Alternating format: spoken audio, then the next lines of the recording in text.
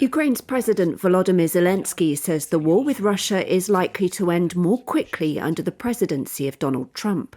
The US president-elect said often during his campaign that he would rapidly end the conflict in Ukraine, without giving specifics.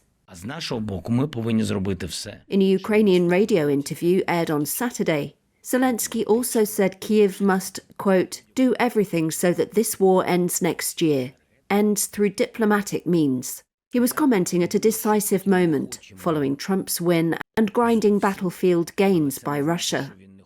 He said US law prevented him from meeting Trump before his inauguration on January 20th. With the policy of the team that will head the White House now, he said, the war will end sooner. However, Zelensky said Russian President Vladimir Putin was not interested in agreeing to a peace deal, and argued it was convenient for Moscow to sit down to talk while continuing to fight.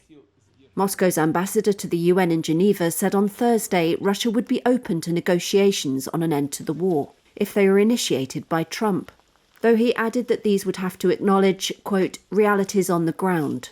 Moscow uses this phrase to mean Ukraine would have to cede 4 regions that Russian forces have partly occupied and that Russia has claimed in their entirety.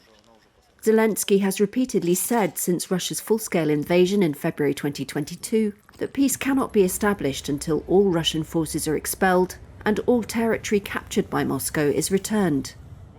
However, a return to Ukraine's internationally recognised borders was not mentioned in the victory plan that he presented last month. On the battlefields of eastern Ukraine, Russia is now advancing at the fastest rate since the war's earliest days in 2022. Zelensky conceded that the situation there was difficult and that Russia was making gains.